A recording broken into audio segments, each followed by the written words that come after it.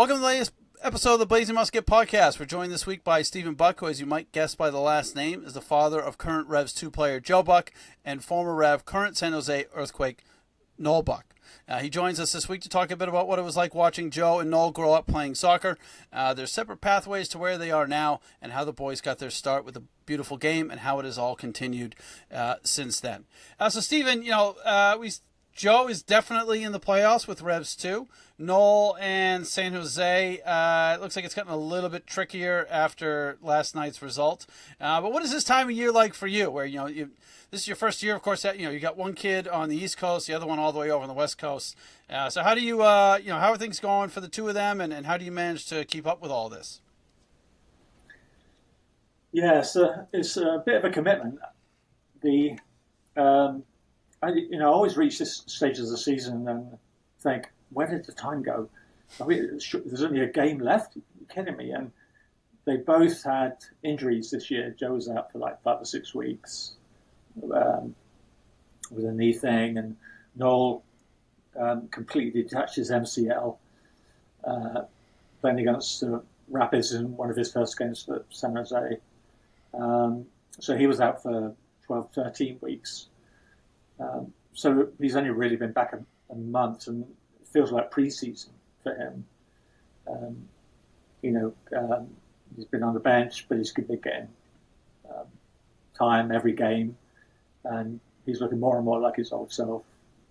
He played 45 minutes last night, and put Thomas Muller in his place. But it just feels like time is slipping through my fingers. I just wish we were halfway through the season and not right at the end of it. On the other hand, I'm looking forward to them being home. Noel will come back here for a while and we'll spend Christmas together, and it'll be cool. Yeah, that's the other part of it too, right? Is I'm sure there's definitely at least they'll be home for a couple of months, and you get to see them, and being on different coasts, I'm sure is I'm sure that's a big challenge. How do you like those 10 o'clock games? By the way, we try our best, but we usually don't. There's been a couple of games where we haven't been able to stay up quite late enough to see Noel make his his appearances and making his way back. So what is that like, a 10 o'clock game almost every single week? I mean, I couldn't keep myself up for it, because if any chance of him playing, it's a buzz. But I still play, so I play in the over the hill soccer league on Sunday mornings. So when we have an 8 a.m. kickoff, it's brutal. Because Noel likes to debrief a bit afterwards, usually by text. So by the time I get to sleep, it's usually about 1:30 or 2. So it's tough. Yeah, no, I can imagine. We were up last night watching the Patriots game. I had to drag myself to work this morning, but for sure. Now you said you still play over the hill soccer at 8 o'clock on Sunday mornings, which is I've been there a couple times in my life. That is quite the way to start, quite a way to start a day. But did you yourself? Did you grow up around the game? Did you play? I'd imagine you've had a large phase of your life where it wasn't called soccer. So what was your kind of personal experience like with the game before you had kids of your own? Yeah, I mean, well, it used to be called soccer in England too. I don't get what all the fuss is about, really. I've got some old books around from when I was a kid. It's, soccer. It's only become a thing fairly recently. But yeah, I mean, it was just like any other kid in England back then. That's all we did, really, is play footy, on the playground, after school, the weekends, everything. It's just a massive part of the culture. You kind of, breathing it in, really. As time went on, I played for school teams. Ended up playing for the county team when I was 17. I remember, my last year of high school, I was playing for the high school team, which did pretty well. The town representative team, which won the county cup. A men's team, and another youth kids team. So I was playing 4 times a week, 3 times at the weekend. So, sometimes I look and, people complaining about the players playing too much. I go, crikey. I don't know, I did it. I'd have to play a school game in the morning in the pouring rain. Come home, grab some food, and then go out and play in the afternoon. My men's team was exhausting, but at that age, you bounce back quick. Yeah. My dad was the biggest. My dad was a huge fan. I think that's like true for a lot of kids in England. You sort of pick that up from your dad. And he was a massive fan. Kicking the ball around in the garden with him. He was a United fan, and broke his heart by becoming a Chelsea fan, which he still talked about until his dying breath. But we bonded over England, which is where we had some great times together. But he'd take me to games. He used to take me to the local pro team, which was Peterborough United, posh, and I still follow them to some degree. We went there last Christmas, took the boys to a Peterborough game, which was really cool. Now, how does one end up being a Chelsea fan with a father who's a United fan, and did that cause any distress in your life? We had some moments. I have a love-hate relationship with United, but I probably need to talk to a psychiatrist to figure that one out. But my mum in 1970, my mum and dad took me down to London when my grandma and granddad lived. My granddad was a big Chelsea fan, and Chelsea made the cup final in 1970. Chelsea Leeds. And they lived not far from the ground. That's a game that goes down in history. I think it's like the 3rd most watched sporting event in UK history. I think over half the country watched it. And the replay, it went to a replay. And the replay is one of the dirtiest games you'll ever see. So if you're looking for a bit of fun, click on the 1970 FA Cup final replay to watch and see how soccer was played back then. But one of the Michael Oliver or someone like that, one of the current referees, re-refereed it, and he said he would have given 11 red cards. There was 0 red cards given on the day. But my granddad was a big Chelsea fan. I loved the team in blue. It seemed so exciting, flamboyant. There's a scene down in London back then, the King's Road, very fashionable. The end of the 60s, and they had a colour telly, which was the first time I'd ever seen a colour television. So it all came together, and he gave me a blue rosette and a blue hat or something, and I was hooked. My granddad's name was Noel, so that's where Noel gets his name from. Oh, okay, all right, that's interesting. Yeah. So there was a family connection. It just wasn't a direct family connection. It wasn't my dad. Yeah. You should tell him you didn't work hard enough, mate. George Best, Bobby Charlton. You had everything. You had all the raw materials to get me hooked. Working on the inside from the same house. Yeah. I think he just took it for granted.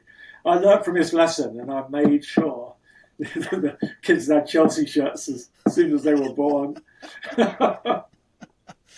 No chances taken. Yeah. Now, has that worked out? Are they both Chelsea fans? Have you been able to kind of, Yeah. keep them on that path? Yeah. Yeah, they're both Chelsea fans. I mean, in all seriousness, I just wanted to have with them, especially being in America. I didn't know what they were going to end up wanting to do sports-wise. We let them do different sports when they were really young. But thankfully, footy was the one they really latched onto. But I wanted to make sure I had with them what I had with my dad, which was we always had something to talk about, and it kept us connected forever.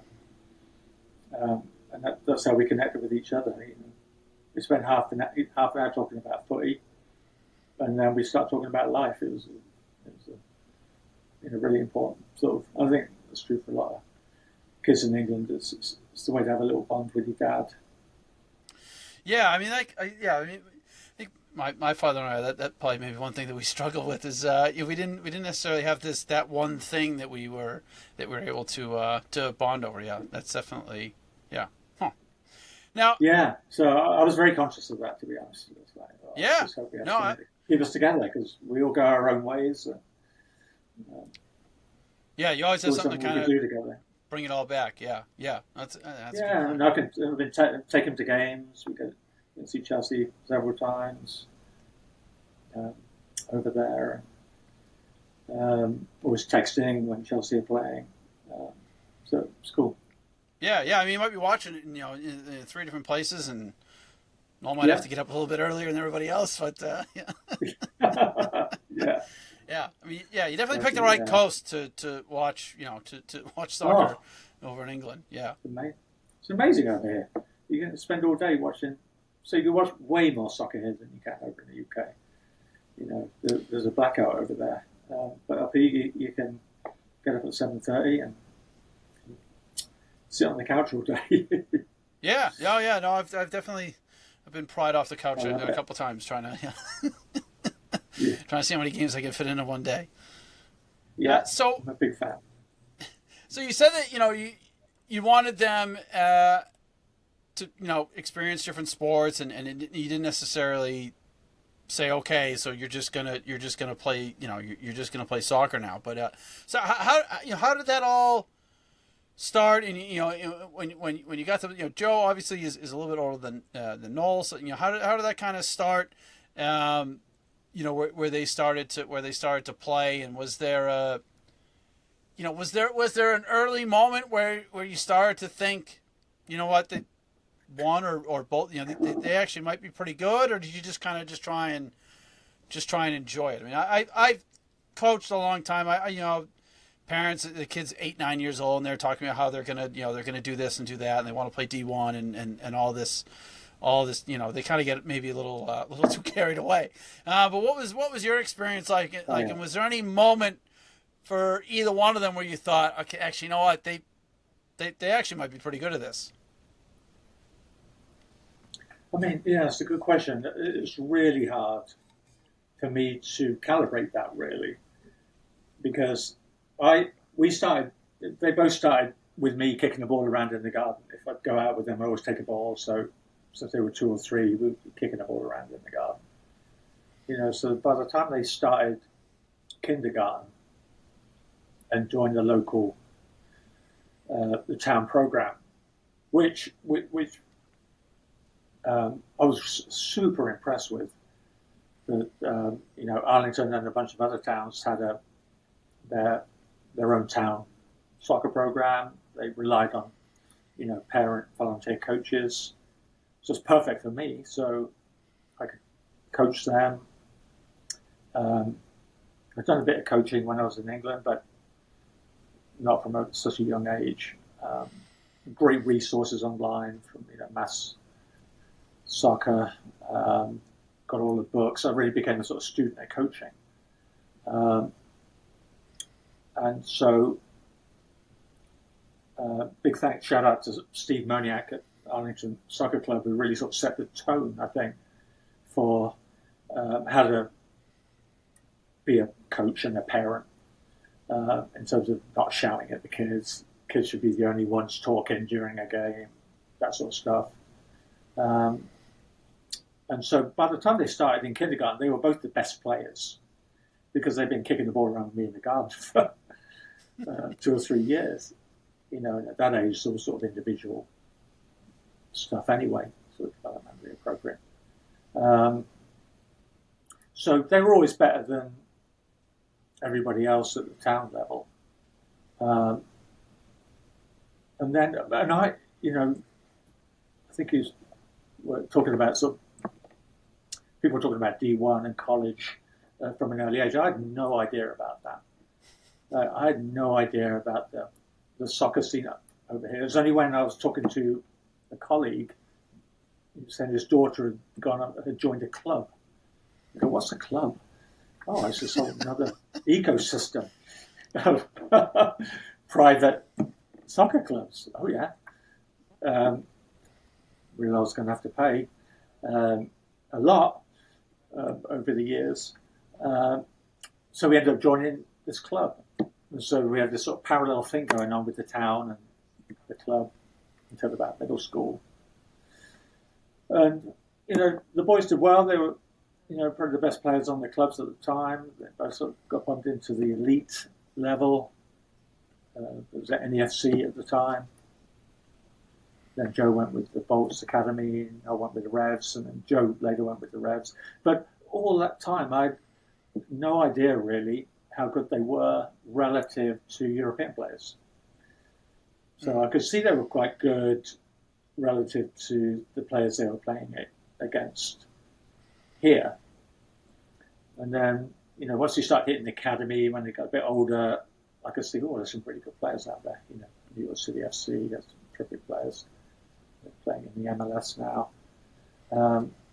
But I really had no idea. And this college was a complete black hole to me. I had no idea, so I had to be educated about that. And that as a kind of pathway or as an opportunity, really, for an athlete to continue playing and get an education, which is amazing. It doesn't exist in England. Right, that's what I was just going to say. It's kind of it's a bit more of a uniquely American thing, but there also if I used to coach kids whose parents they went to college but they didn't play sports in college, so they were kind of in the same boat of like, okay, well, like, how does this how does this whole thing work? What are we supposed to do? There's camps and clinics and ID this and ID that, and we could play on 7 different teams 6 days a week if we wanted to. I saw how did you kind of navigate all because from my experience, anytime a kid is doing well and excelling, even at 11 or 12 years old, the kid or the parents can end up getting pulled in 4 or 5 different directions, and everyone's telling you, this you got to be with this club and this league, and you get like. So how do you kind of navigate all that while also trying to remember, that they're still just kids? Yeah, it's a good question. I think I was lucky enough to have coaches at the club level who were okay with them missing a session, and I had assistant coaches at the town level who would be okay with me missing a session. I mean, they're going to take, say, Noel to. So I juggled it, and I made sure that they didn't train more than 3 or 4 times a week. Usually 3. When they were younger, I definitely didn't want them training more than like 3 times a week. Sometimes 4 was okay. I used to wrestle with that decision because it was a hard one. But then one side of me used to think, well, when I was a kid, I played every day. I played in the playground, I was hanging around after school, and they don't have that here. So I sort of began to see it as not, necessarily overplaying, that it wasn't necessarily bad if they played 4 times a week, because they're not playing as much as I did when I was that age. So, something they did play after school and for a while, and during lunch they had some of that kind of street football, which I think was important for their development. But it was a constant conversation with myself about keeping them healthy and also keeping them motivated and sort of loving the game. I didn't want them to get sick of it. I think they didn't. No, clearly not. But I think that is one of the things that was always kind of in the back of my mind as well as a coach, is that you would see kids that were 13, 14 years old, and like that is a big drop off for youth sports participation, Yeah. and a lot of it is just the kids get, for whatever reason, they some of them just lose interest, but some of them get burned out. It's like, I just, what, this used to be fun, and this isn't fun anymore. But Now it's a chore. It's a chore. It's serious. Training is serious. Yeah. The games are serious. There's people shouting at me all the time.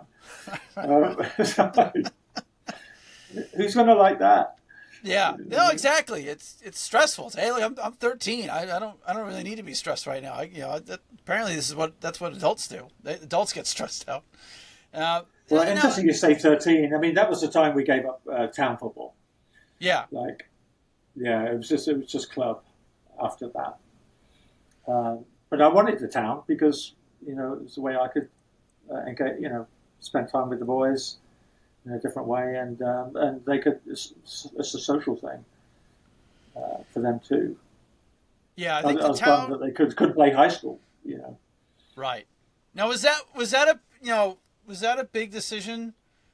For them, and to okay, if you go down this road, that means you're not playing for the high school team, because that has been kind of like a big sticking point for certain players that I coach that had that opportunity to go to a really high youth level. It's like, okay, you can do this, but you've been looking towards playing for your high school team for 2-3 years now. Well, that all goes away. What was that kind of? What were those conversations like for both of them? Interesting. There wasn't a difficult one. They was both really motivated to play the highest footy they could, and so if it was a choice between playing the New York Red Bulls, under 15s, or playing for the high school team, it was a no-brainer for them. It's a completely different environment, completely different level, and so they were they were able to, I think, prioritize getting better at football and playing at a high level than the social thing at high school and playing with their friends. Yeah, it was easy for them. There was never an issue. I wasn't happy with that. Well, who am I? I mean, this is the thing, though, right? So, especially for I mean, I used to coach up in New Hampshire. Parents used to drive them down from Lake Winnipesaukee, like 2 hours. So it was like, I think it was 3.5 hours, 4 hours round trip, 3 days a week to play for a team. So what is that experience like for a parent? Where, okay, the kid, they have these opportunities, with Bolts or with Revs Academy. Obviously, you want to, if that's what they want to pursue and they're all for it, you want to be all for it as well.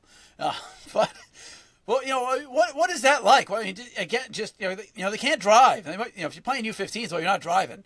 So how did your family kind of manage this time of getting them where they need to go all the time?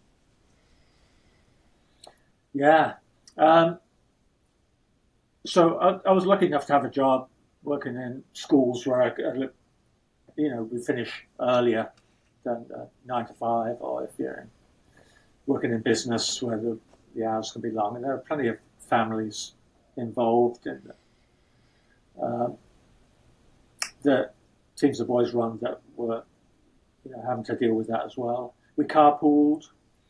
There's the driving, the long distance driving happened pretty early, I think, because NEFC had the training in Marlborough, so we had to get out to Marlborough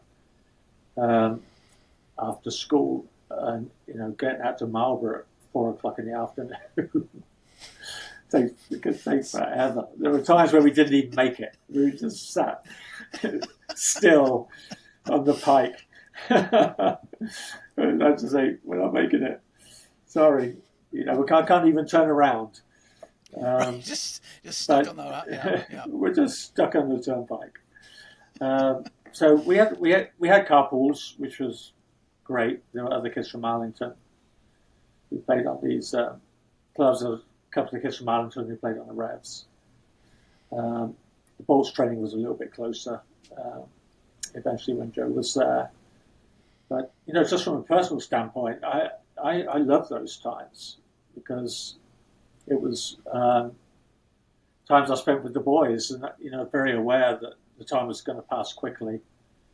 And, I sort of valued being with them in the car, even if they were on their phones. The opportunity to have a chat with a teenage boy was much higher in the car than anywhere else. Because we're not looking at each other. We're both facing forward. They're behind me. We don't have to look each other in the eyes. We have to, now and again we'd have a great conversation. I'd learn a little bit more about what was going on in their lives. But yeah, there was always a bit of stress around that. For sure. No, I'm sure. For all the families involved. Now, when you're having these conversations, because this is the part I always kind of wondered about. My stepkids, one of them was kind of happy enough to chat about the game. Right after it was over, he played basketball all the way through high school, and he'd be no problem. He'd be more than happy to kind of break the whole game down and go through the whole thing, and and then my stepdaughters, if kind of depending on how the game went, how much they really wanted to talk about it. There'd be nights where they would come home and just, I'm going upstairs. So what was, was it different between the two of them, between Joe and Noel? Was one of them more, did you have to kind of find a different way to talk to each of them, or were there signals that like, Noel got subbed out maybe a little earlier than he wanted, so I need to kind of be a little careful with that, or how did you find a way to have those types of conversations? Yeah, interesting. It's I was very conscious not to sort of try and force my own agenda on those conversations because it could go badly wrong. Even if I thought, you weren't quite up for it today, or I had some opinions about how the game was going, but I was super conscious about not being that parent. Even though it can be hard at times. Joe's a little bit more talkative than Noel, to be honest. So Joe sort of talks to think. Mm-hmm. So it was a little bit easier to have conversations. Noel had to there were times when he would want to talk about it. And as he got older, text about it, which was, I suppose boys do now. Sometimes it's a little bit easier to have a conversation while you're texting. It's a little bit less loaded. They don't see body language or read into things from your tone. I mean, especially the opposite, right? But actually, it can be a little bit more. It can be a little bit easier sometimes texting. But I try to put myself in a position where I say, I'll give you some, if you want my opinion, I'll give it to you. If you want a bit of feedback, I'll give it to you. And they would ask me, what do you think of that? How do you think I played? But what I was more interested in, to be honest, was their, not how they played, but how their mindset was. Sort of really got really big into this. Dan Abrahams guy who wrote a book called Soccer Tough, and it was about mindset stuff for soccer players, very specific. And it was absolutely, I just thought it was absolutely brilliant. And so I would ask, there were some sort of strategies he used to get the kids thinking about the things they should think about during a game to avoid getting stressed, to get over mistakes, and to try and have the best game they can possibly have. And so I'd usually ask them about their mindset. How was your mindset today? What happened when you did that there? Did you bounce back? How did you deal with that? Looked as though you did. And so it became less about the sort of physical stuff going on the field and the tactical stuff, and more about where was your mind. So I think in the long run, Yeah. already getting coaching. They don't really need too much more coaching from me. Um, it was more about, can you develop a mindset that's going to sustain you through this high level, high stress situations that you're in. Yeah, At least on the sports field. yeah. I mean, I think some of the more interesting conversations that I had with parents, like you doing like meetings in the winter in between seasons and that sort of thing, was if we could get off the okay, like how's their like left foot coming along, or like are they, like how oh yeah, if you get away from talking about like like where they want to play on the field and get more into like do they come home happy from practice? Like, what do they say when they get in the car after a game? Like, is there something? Because that's the stuff that I wouldn't necessarily, see. Like, oh, well, lately she's been kind of bummed out about this. Okay, great. Like that type of stuff I felt like could actually have a bigger impact on the kids' development is trying to find a way to connect with them. Or, again, like if they were stressed out about, kids would be stressed out about stuff that I have no idea. They'd be stressed out about school, and it's like, well, it's soccer, but who cares? I mean, you're not in school now. It's great. I've been, but there could be some whole other thing that is affecting their play that, it can be really tough to see, and sometimes it's tough to talk about it as well. Yeah, and I think it's a much more valuable conversation to have with kids. And some of these sort of themes that you talk about, when it comes to mindset and sports, are applicable outside, right? I think they're pretty generic. Which, how do you get over mistakes, right? Because if you don't have strategies for that, you're doomed. And it's as a sports person and in your real life, it's hard because you can feel ashamed and embarrassed. And you withdraw, and you end up not sort of taking the risks you need to take in order to be better at whatever you're trying to be better at. I'm rambling on a bit, but I think you get the gist. No, but I mean that definitely gets. I feel like that gets kind of lost in the shuffle of playing a sport or being a parent, and you get all caught up in all this other stuff. But really, well, for kids who don't end up being professionals, these lessons that you learn are lessons that you're going to need in what your regular life is. You don't. Yeah. Sure. I don't know at what point you all knew that their first profession was going to be playing soccer. But at some point, it's like, hey, look, like you might be doing something else in 10 years, and this stuff can all help you when you get there. 100%. Yeah, that was definitely in my mind. It's trying to give them some skills to deal with some life situations. And even from, I just think from your job as well as the soccer field, what distinguishes the people that really make it from those that struggle is the mindset. Is how they deal with their own mind during these situations. I think that even if you look at professional soccer, not everybody's a world-class player. Even in the Premier League, there's a huge chunk of players that are, they're good, but they have a mindset. You can tell. That's why they're there. They're not all Lionel Messi's. They just know how to work hard, do their jobs, keep positive. And be valuable for the team. Yeah. Now, talking about all of that and mindsets and stuff that happens off the field and all that stuff. Your family had. It's not. I don't even know the right way to phrase it, but possibly. I mean, a family tragedy that. I'm sure must have been just put soccer, put everything all off to one side, just made everyday life a challenge for a while. So can you talk a little bit about how this all kind of transpired and kind of how this has affected the family?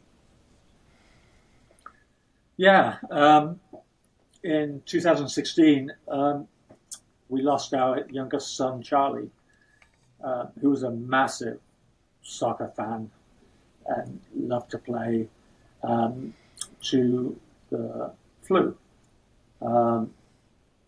He had been born with a liver condition that required him to have a liver transplant when he was a few weeks old, which he survived. Pretty traumatic for everybody. And he had some health problems as he was growing up. But we thought he was through the worst of it, just in terms of his immune system, because when you have a transplant, you have to take drugs that suppress the immune system so that your body doesn't reject the new organ or whatever it is. And he got the H1N1 flu, turned into pneumonia, then which became sepsis. Within 10 days, that was that. So it's pretty traumatic for all of us, as you can imagine. But I just remember back then, the only time where I wasn't sort of drowning in my grief was when the boys were playing soccer. And I could watch them. I could still feel the joy and pride watching them out in the field doing their stuff. And I think for them, it also became a place that was a safe space where they could actually feel more like themselves without having to be around adults who were sort of grief-stricken, without having to think about what happened, without missing Charlie, which they both still do. We had massive support from the soccer community here.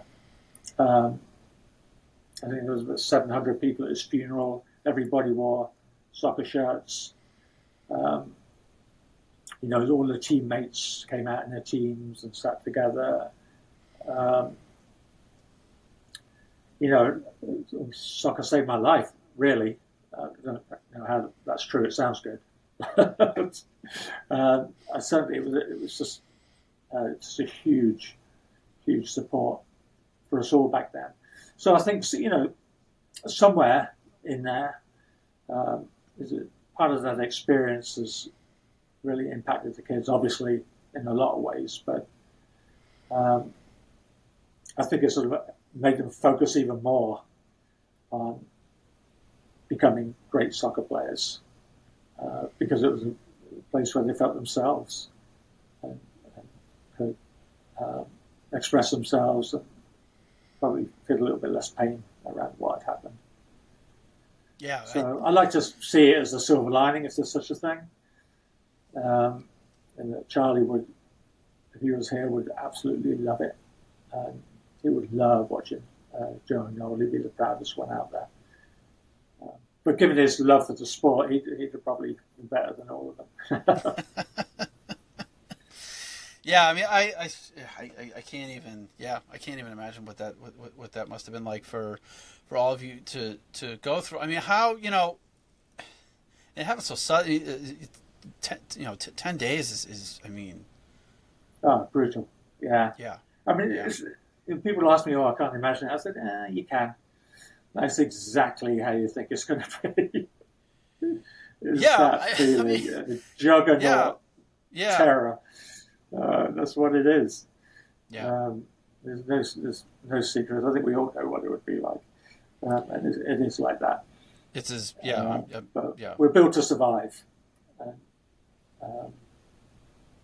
I know parents in generations gone by, this was a lot more frequent then, and the human race is still here. So I knew deep down that we're built to survive these things. We are.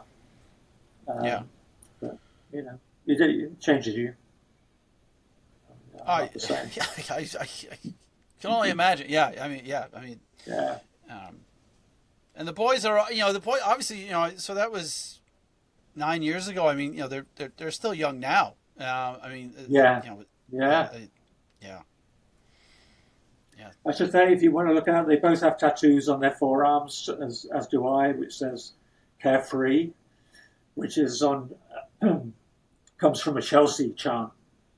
Funnily enough, it's a song called "Carefree Wherever You May Be," there's some expletives further down in one of the verses, but um, we just love that sentiment because he'd gone through some challenges. I thought, mate, wherever you are, carefree, mate. And so they both have that tattooed on their arms, and it's just to remind them when they're playing. Yeah, hey, yeah. Enjoy it. Yeah, I mean, I guess that kind of is the way to look at it, right? Is that we have to find a way to enjoy life because I mean, there's no clear example of what can happen, and it can unfortunately can happen very, very quickly. Yeah. So soccer's already puts things in perspective. Yeah, I know. I know stuff like that. A friend of mine, his wife passed away just kind of out of the blue about 6 weeks ago, and it's just, it's just wild. It's just crazy how things happen. Yeah. And then there's that period of like, what do you gotta like you said, you gotta keep going, and and it's good that you all had something that already brought you together to like you said earlier, something that you could all kind of come back to and focus on. Otherwise, I mean, you could just kind of get stuck in that moment for forever. Right. And the community, which was the big thing. We had a community of caring people around us, and some, forever grateful. We had some awesome people around us associated with the soccer clubs, parents, coaches, siblings. It's pretty awesome. And that's I mean, we live in a very divided, soon to be divided in everything. But I know the communities that pull together in those moments is I guess like you said, one of the kind of like a silver lining to the whole thing. To the people, obviously, you had a lot of people that cared about you and Charlie and the whole family. Very lucky. And so in that regard. Yeah. So this how again the boys both very young. This is all the way back in 2016. And now you have Joe ends up going to college. Noel ends up going professional at a very young age. What is that kind of like for you as a parent to you have one kid who goes off to play in college and another. I mean, they went on two totally different pathways. How did that all kind of come about, and how did you feel at that time? So I didn't. Again, I was so new to the whole college thing. I remember Joe spent hours creating highlight videos. I think they're still on YouTube. Helped him create a resume for soccer resume, sent to coaches. So sent a bunch of stuff out. Ended up not making any difference whatsoever because little did we know, a couple of people have been watching him, and on the day they're allowed to contact the players at the end of the sophomore year, I think it was like June the 15th, Joe got about like 12, 15 emails and texts from coaches expressing their interests. Syracuse, I think, was one. Wake Forest, we talked to the coach there, with Junior, some others. But Georgetown were all in for Joe. They just wanted him. And that was that. And so, of course, Joe had never heard of Georgetown back then.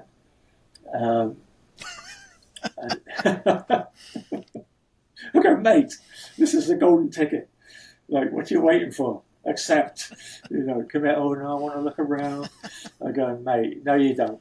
But anyway, so we gave him space to think it through, and he eventually committed to Georgetown at the beginning of his junior year. It was such a relief, really. A surprise and a relief, because I had no idea how it was going to go or how the process worked. And it really got taken out of our hands by, a college really wanting him. So we didn't really have to go through a lot of stress with that. But I ended up thinking, that's just a weird process, I think there was so much luck involved. Somebody had seen him play, saw him again, told the Georgetown coach, watched him at the, one of these showcases, and they liked him, and that was that. And I got to think, there must be loads of players that they just don't get that luck. Because it's not a scientific process. The scouting, I know, not a scientific process. A bunch of these coaches take the shortcut with agencies that find foreign players these days. It's very time consuming. It's resource heavy. So you need a bit of luck. Yeah, I mean, I've been to some of those the college showcases, and there's games from 8 o'clock in the morning until 8 o'clock at night at 8 different locations, right? So there's 300 teams playing, right? And it's so true. Every weekend, almost every weekend, and this place and the other place, and there's coaches all over the place, and it's just like, how does anyone even end up going anywhere? How does I know. I think a few of these colleges have contacts around the place. I know the Georgetown folks had connections with the guy at Tufts, which I think he's now at Harvard. Shapiro. But I think he was the guy who's seen Joe. And so they usually have to limit where they look, but I don't know how they do it, because not all of the players, even not all the players Georgetown play for academies. They play for high schools. Yeah. Jacob Murrell, who's now at DC, came from a high school. I guess he wasn't too far from DC, which probably got them hooked up. But I don't know how they do it. But so we were really fortunate. Joe had a great 4 years at Georgetown. Brilliant experience, and so did we. I never really got to DC, and we ended up going to half a dozen times each season. A couple of times Noel was playing for the Revs at that same weekend, so we get to see Joe, and then we see DC United in the versus the Revs in the evening. That happened on two years out of the 4. With Noel, I kind of a little bit out of the blue. I think Joe was more in the know than I was. He said, I think they might be interested in signing Noel. I'm like, oh, what? Where did you get that from? And I got a phone call from Kurt one day, and we went, and it was true. They wanted to sign Noel on a homegrown contract, which was pretty wild. Yeah, I mean, what is that like? You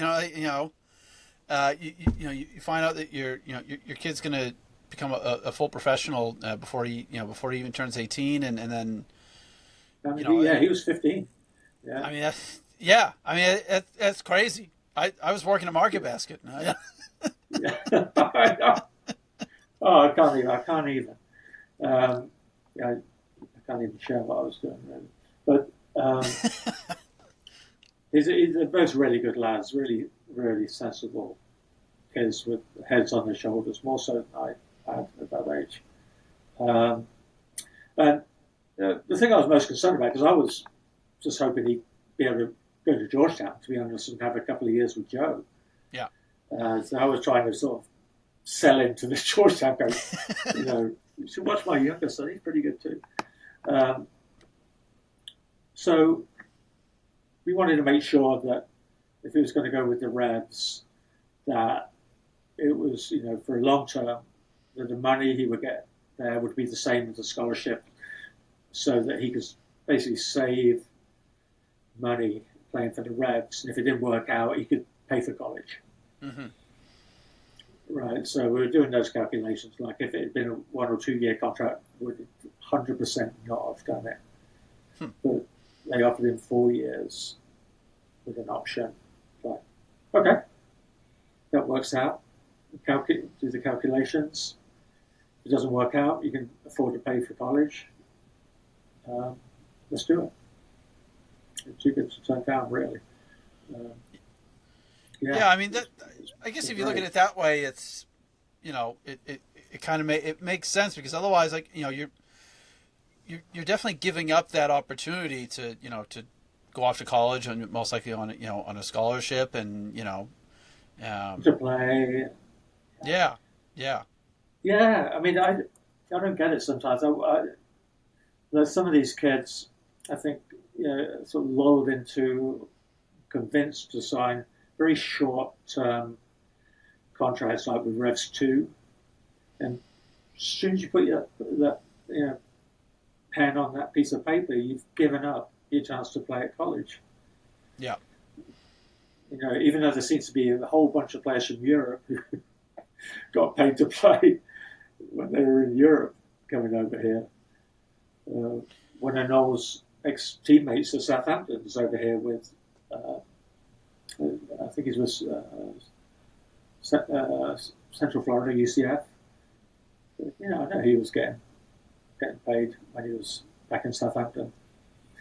But it seems like that, you get American kids, particularly kids, I think, from the cities, some immigrant kids that families really need the money.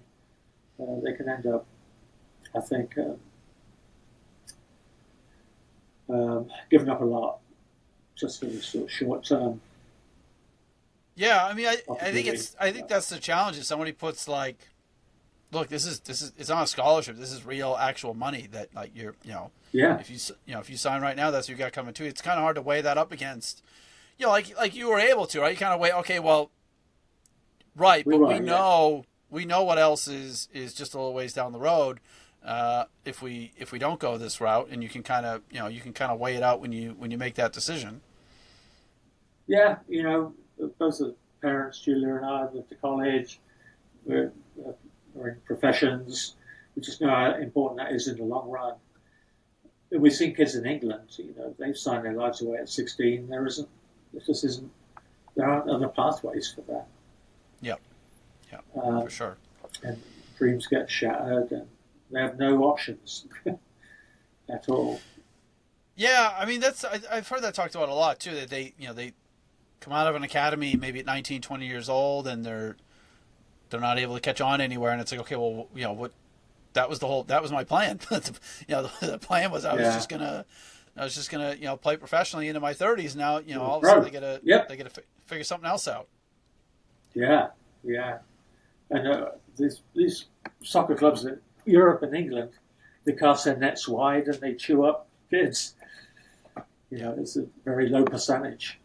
Yeah, I think that's the hardest part too, right? Is you're not considering, you don't want to. If you're getting that money put in front of you, getting that opportunity put in front of you, I think it's kind of easy to think that, well, okay, then I'm going to be fine. I'm going to make it, right? Like, why would they? Yeah. Why would they give me this opportunity if they didn't think I was good enough? But they're giving that opportunity to a lot of other people, and like you said, they don't all make it. No, and maybe they don't think you're good enough from the get-go. Right, need some numbers. Yeah, absolutely. They need good teammates. Yeah. So, when Noel makes his MLS debut with the Revs, did you all, you and your wife, did you have an idea that this was going to happen? Like, did you, because I always hear stories about, like, the coach calls the parents and is like, hey, like, we haven't told him yet, but he's we've got him slated to go in tonight, so make sure you're at the game. Or were you just kind of waiting around thinking, okay, maybe it'll be tonight, maybe, what was that whole experience like? Well, I mean, we're dealing with Bruce, so he's not going to say anything to anybody. But we love Bruce. But no, they were playing DC. Been on the bench before. He had come on to be on the bench a few times. I think I was just sort of taking a swig of beer. And somebody says, Noel's going to be on the what? It was Nolan Esmith together, I think. Nolan Esmith against DC United. I was like, oh my God. Yeah, it's wild. I thought, really? Oh my God. I think he was 16 at the time. And I had to pinch myself. So I still do. I was watching him playing against Thomas Muller the other night. Oh my gosh. Yeah. Thomas Muller was playing in the Champions League final in 2012 when Chelsea beat them. And Noel is on the same field as this guy who I want to make fun of. So I have a story about that because you might not you're not going to remember it, but it's etched on my subconscious when Drogba got the winning penalty to beat Bayern Munich in their own stadium against the odds, and so jumped up, but some friends around, and little did I know Noel had come and sidled up by the side of me. And so I whacked him, it must have been this side, whacked him with my watch on the side of the head. So there we are, cheering. Noel's on the floor bleeding. He's got this scar over his eye. And it's still there, you can still see it. And Joe and I were joking with him. I said, if you get on, you have to show him your scar. Put him off his game, just... remind him of that day that broke his heart. But Noel said he was too busy trying to find him in his blind spot because he's such a smart player. He didn't have a chance to. What was your original question? Because I've gone totally off track there. No. I mean, that's kind of the idea. Is like, well, what is that even like to see your own kid, playing against Thomas Muller? I mean, it's like. You go all the way back to when you first started, coaching them when they were 5-6 years old. It's someone had told you, I mean, but there you are, you're watching it on, he's on TV. Yeah, it's just crazy. It is crazy. But I've never worried about them. Joe's on Apple TV 2, but right down at the bottom, MLS Next Pro. You have to scroll a long way down. But I've never worried about them playing soccer. They're always going to be fine. I don't go, I hope he does well. I hope he doesn't make a mistake. I don't find myself doing that because I know they can deal with it. It's a game of mistakes anyway. I hope they do well, obviously, but I can usually enjoy the games and feel super proud. To be honest, it was such a short career. I think to myself, if it ended tomorrow, I mean, goodness, look at the stories you've got, mate. Yeah. Like, crikey, you play for England youth teams, you play against some of the guys who are already playing in the Premier League, you got to train with Premier League players, you played in front of big crowds, 70,000 at Charlotte, 50,000 at San Jose the other day. You've had these in such a short time. Noel especially had, such incredible experiences. Enough for a lifetime. Not enough for him, obviously, but. No, it's good you're able to enjoy it. As a proud dad, Yeah, mate, of course. Yeah. Yeah, I mean, there's no other way to be. I mean, it's great. Yeah, but I'd imagine at some point, the dream was that the two of them are going to be on the same team together. So just as Joe comes back, signs for Revs 2, Noel heads off to join Bruce and the boys out in San Jose. So what was that whole experience like? Like, you must have been thinking like, we were this close, we had same organization, and now, Now, I mean, I imagine at least at some point, hopefully they'll play against one another. But have they ever had the opportunity to play together on the same team? Growing up, they did.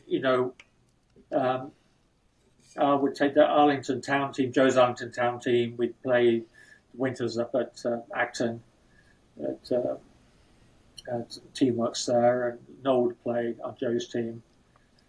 And then we did futsal in the winter. And with similar bunch of guys, and Noel would play against guys 2 years older than him. I mean, it was great. I mean, he'd get kicked around all over the place, but Sure, yeah. definitely improved his awareness. I'd have to take him off now and again, to be honest. He was really good. So now and again, somebody would really want to whack him. But and we were excited that they were both going to be home and they were both going to go to training together. And they're each other's biggest fans. Like, people ask me, or sometimes even just assume that Joe must be jealous of Noel, but he couldn't be further from the truth. He's so proud of Noel, and he wants Noel to do well, and he wants him to do well. They're mutually exclusive concepts to Joe. He just wants them both to do well. And they were looking forward to getting a chance to play and train together. And he did they trained together a couple of times when Joe trained with the first team. They often pull second team players up. But so it was disappointing for us, really. On the one hand, on the other hand, Noel was going to go to a place where the coach wanted him, believed in him. So it was clearly going to be a better situation, football-wise. Yeah, no, absolutely. Was no one half the team? Did that help? Oh yeah, because Bruce does lots of things really well, and one of them is he recruits really good people. I don't know if you've ever met some of these guys like Dewan, Ian Harks, people like that. They're just fantastic people, and I knew he'd be in good hands over there, with the coaching staff and with the adults on the team. He's still a young lad. He hadn't lived away from home before. That's also a great experience for him, trying to figure that out over there. But that was definitely a part of it, for sure. Knowing that there were some people he knew over there that they were good people. Yeah, because I hadn't even actually thought of that. That he's been around. He's been around for a while, but he's never left home. Right? So all of a sudden you've got to go. The other side of the country, and yeah. But like you said though, I mean, a great situation with with all the guys there, and but yeah. Yeah. So went over a couple of times in the summer for a couple of weeks and sort of helped him get settled in. And he's got to furnish his apartment and paint through the nose for a small place in San Jose. You can't believe the rents over there. Makes Boston Lucha very cheap. But he settled in, and now he's back from his injury.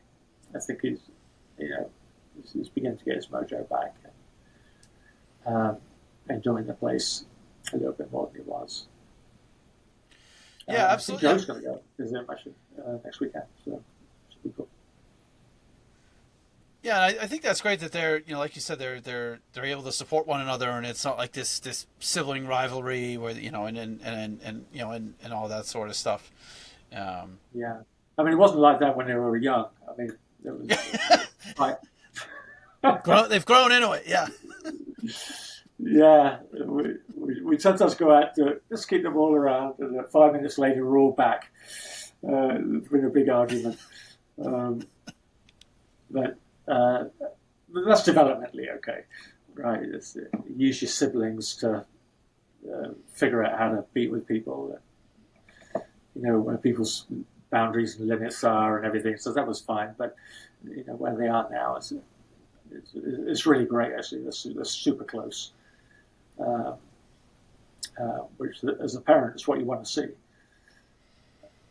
It wasn't that way for my dad and his two brothers, so I was pretty conscious of that. I didn't have a brother; I had a sister, and we're close. But to see those guys super close together, it's comforting. They're going to need each other in life. So, yeah, no, absolutely. Well, look, Stephen, we really appreciate a generous amount of your time, especially we had to redo the opening because I had some pronunciation issues, which this podcast and Revolution Recap are famous for. We are not good at pronouncing names correctly. But we really appreciate the time coming on to just kind of talk about your experience, the family's experience, and we've all really enjoyed Joe and Noel's time with the Revs and continued to enjoy Noel's time with San Jose and look forward to watching them play. As I'm sure you do as well. But again, just really want to thank you for coming on the show and taking the time. And maybe when they both get older and retire, you can, love to have you back on. You can tell us what that's like. Yeah, hopefully they'll keep on playing and I can get my little apartment next to Stamford Bridge. So I have that on the list. Season ticket down there. But I don't want to get too far ahead of myself here. But yeah, thanks for having me on. It was fun.